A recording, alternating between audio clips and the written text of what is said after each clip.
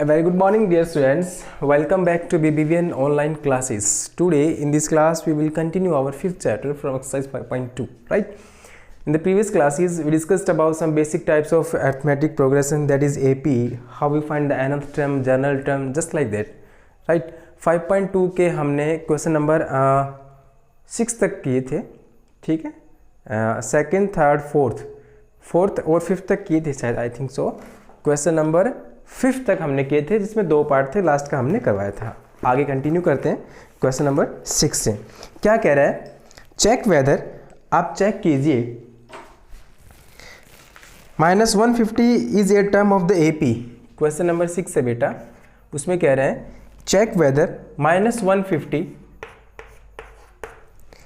Is a term of the AP, is ए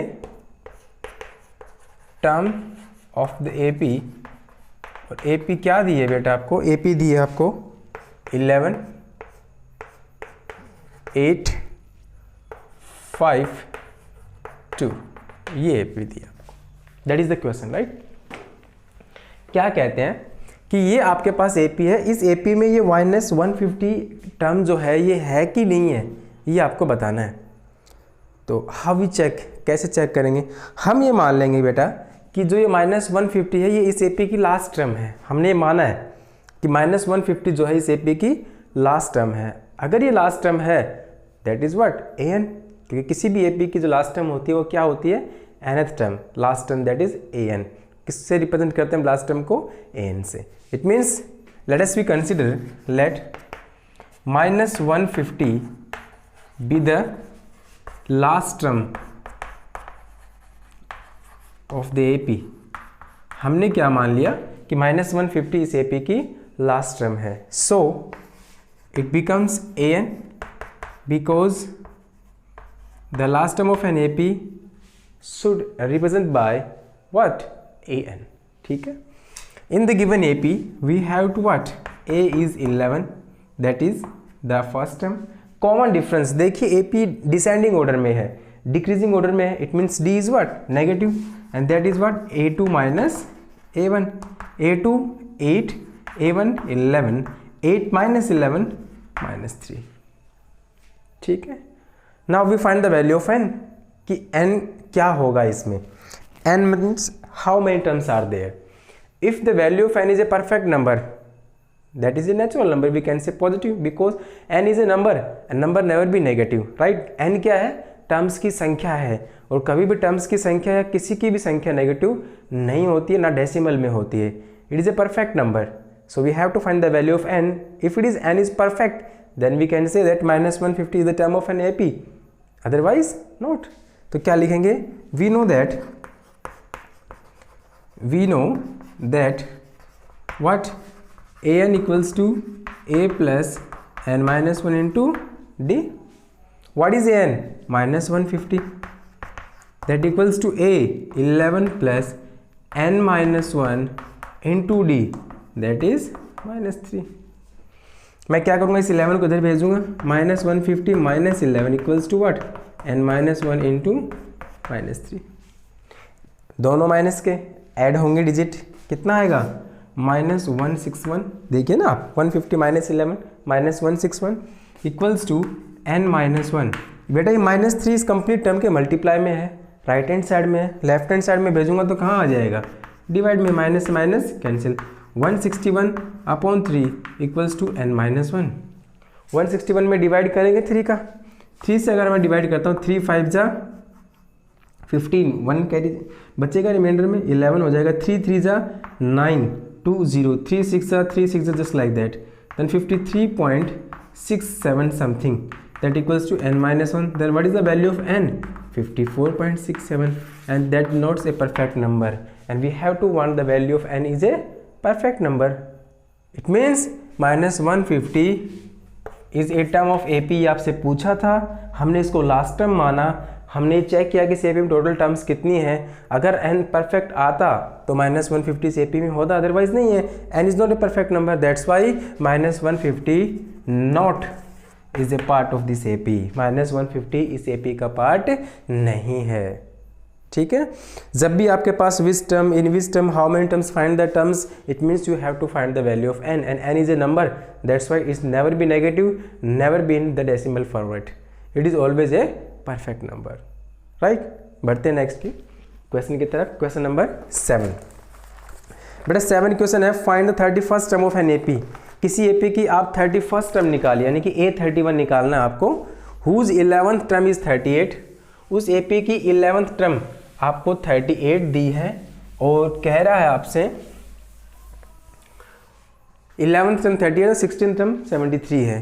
क्या कह रहे हैं? Find the 31st term, it means we have to find the value of A31। किसकी value निकालनी है? A31 की, ठीक है। क्या कह रहा है? हुज 11th टर्म, यानी कि A11 कितनी दी है? 38 एंड 16th टर्म A16 ये कितनी दी है? 73। ये आपको दिए हैं, डेटा आपको जो दिए हैं वो ये। तो देखिए हमें तो 31st टर्म निकालनी है। A31 can be written as what? A + 30D, A + 30D। It means अगर हमारे पास फर्स्ट टर्म हो और कॉमन डिफरेंस हो तो हम A31 लिख सकते हैं। लेकिन वो फर्स्ट टर्म और कॉमन डिफरेंस कहाँ से आएगा? जो डेटा हमें दिया गया है, क्या दिया है डेटा? A11 को मैं क्या लिख सकता हूँ बेटा? A + 10D and that is what? 38। ये क्या है? A16 A + 15D that equals to 73। These both are the linear equation in A and D and we just want to solve it। क्या करेंगे? On subtracting by elimination method, A से A cancel, 10 - 15 - 5D right equals to 13 - 8, 13 - 8 5 and 6 - 3 3 minus का 35 -35 क्योंकि minus का 73 है ना, 38 plus का है। जब हम सब्ट्रैक्ट करेंगे तो बड़ी में से छोटी को सब्ट्रैक्ट करेंगे। 13 - 8 5 एंड 6 यहाँ पे बचेगा आपका, 6 - 3 3। This is what? Cancel down, 5 7 जा, देन डी इज व्हाट? 7। एक बात और देखिए, 11 टर्म्स 16 टर्म, 11 38 थी, 16 73। इसका मतलब जैसे जैसे टर्म्स बढ़ रही हैं उनकी वैल्यू भी बढ़ रही है। इसका मतलब एपी जो है वो एक पर्टिकुलर ऑर्डर से बढ़ रही है। इसका मतलब क्या होगा? डी पॉजिटिव होगा और हमारा डी कैसा है? पॉजिटिव। अब इस डी की वैल्यू आपने इस इक्वेशन को एज्यूम कर सकते हो फर्स्ट एंड सेकेंड, किसी एक में भी पुट कर दो, किसकी वैल्यू आ जाएगी? ए की। तो क्या लिखेंगे? पुटिंग द वैल्यू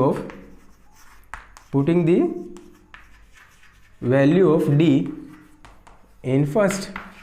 हमने d की वैल्यू फर्स्ट में पुट करी तो क्या मिलेगा? फर्स्ट इक्वेशन है क्या? A + 10D इक्वल्स टू बेटा 38। A is what? ये हमें फाइंड करना है। +10 × 7 दैट इक्वल्स टू 38। A + 10 7 से 70 equals to 38। Then A equals to 38 - 70, then A is what? -22। A कितना आएगा बेटा? -22 32 कितना आएगा? 32। आप 38 में 70 है, 70 में से 38 माइनस करेंगे तो आपको कितना मिलेगा? -32। अब A -32 है, D 7 है। Now what will the value of A 31st? A + 30D, A + 30D। A is what? -32। कितना है? -32 + 30 × D, D है बेटा आपका 7, दैट इज -32 + 37 210। कितना होगा? 210। Subtract 10 - 2 8, 20 - 3 7, 178। This is the value of the 31st term. किसी भी एपी को लिखने के लिए या किसी एपी की कोई पर्टिकुलर टर्म निकालने के लिए हमें दो चीज़ों की बहुत ज़रूरत होती है, और वो क्या होती हैं? फर्स्ट टर्म और कॉमन डिफरेंस। अगर हमारे पास बेटा फर्स्ट टर्म है और कॉमन डिफरेंस है तब हम किसी भी एपी की कोई भी टर्म निकाल सकते हैं। वो फर्स्ट टर्म और कॉमन डिफरेंस आपको कहाँ से मिलेगा? जो डेटा आपको दिए हुए होते हैं उनसे, ठीक है। नेक्स्ट क्वेश्चन, क्वेश्चन नंबर 8 है बेटा, an AP consist of 50 terms. यानी कि एक एपी में कितनी टर्म्स हैं? 50। और टर्म्स को कैसे रिप्रेजेंट करते हैं हम? 50 से, एन से। विच थर्ड टर्म इज 12। उस एपी की जो थर्ड टर्म है वो कितनी बेटा? 12 है। और लास्ट टर्म 106। अच्छा, एक्चुअली में किसी एपी के लास्ट टर्म हम क्या लिखते हैं? एन से, और वो कितने बेटा? 106। एन कितना आपके पास? 50 है, तो ये हो गई A50 दैट इक्वल्स टू 106। एक तो ये हो गई और एक ये हो गई, दो हो गई आपके पास। अब क्या करेंगे, A3 जो सेकंड ये थर्ड टर्म, इसको मैं क्या लिखूंगा बेटा, A प्लस 2D, और इसको क्या लिखूंगा, A प्लस 49D। इक्वेशन एक तो फर्स्ट ये बनेगी और सेकंड ये बनेगी। इन दोनों को मैं सोल्व करूंगा तो किसकी वैल्यू आएगी मेरे पास, A की और D की, A की और D की। पूछा क्या आपसे, पूछा है हमारे पास फाइंड द 29th टर्म, फिर से वही A29 पूछा है, and A29 was A plus 28D। जो A और D आप यहाँ से निकालेंगे वो यहाँ सब्स्टिट्यूट कर दो, क्या आ जाएगी आपके पास, A29। So simple. Next, if the third and ninth term of an AP are given respectively then which term of the AP is 0। आपसे कह रहा है कि किसी AP की हम आपको थर्ड और उसकी लास्ट टर्म, थर्ड और नाइन्थ टर्म अगर दे दें तो उस AP की कौन सी टर्म क्या होगी, 0 होगी, वो आपको बताना है। तो हम क्या करेंगे, बेसिकली हम उस टर्म को लास्ट टर्म मान लेंगे, हम उस टर्म को क्या मान लेंगे, लास्ट टर्म। क्या कह रहे हैं, AP की थर्ड टर्म, क्वेश्चन नंबर 9 है आपका, the third term represented by A3 and that is what, 4, and the ninth term A9 represented by A9 minus 8। which term is 0, which term of the AP is 0। तो जब भी term की बात आएगी हम generally क्या मानेंगे, लास्ट टर्म मानेंगे उसको। हम क्या कह रहे हैं, लेट an इक्वल्स टू 0। हमने क्या मान लिया कि उस AP की लास्ट टर्म क्या होगी बेटा, 0 होगी, ठीक है। A3 is what, A plus 2D that is 4, A9 A plus 8D that equals to minus 8। आप देखिए A3 4 थी, A9 माइनस 8 हो गई, तो जैसे टर्म्स बढ़ी वैसे उनकी वैल्यू कम हुई। 4 से माइनस 8 हो रही है, it means AP descending order में है, D must be negative. Let us check by solving this plus cancel down, 2D minus 8D minus 6D and 8 plus 4 12, 6 2 12, minus D 2 है आपका, then D is what, minus 2। Of course D negative आएगा, ठीक है। हम इसको first मानते हैं, इसको सेकंड। हम ये D की वैल्यू इन दोनों में से किसी एक इक्वेशन में पुट करेंगे by putting the value of D in equation first, then A plus 2 into D आपका माइनस 2 है, that equals to 4। A 2 plus minus 2 2 4 equals to 4, then A equals to what, 8।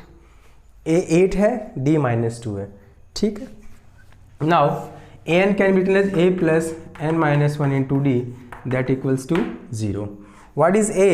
A आपके पास 8 है, plus n हमें find करना है, और D कितना है बेटा आपके पास, माइनस 2 है, दैट इक्वल्स टू 0।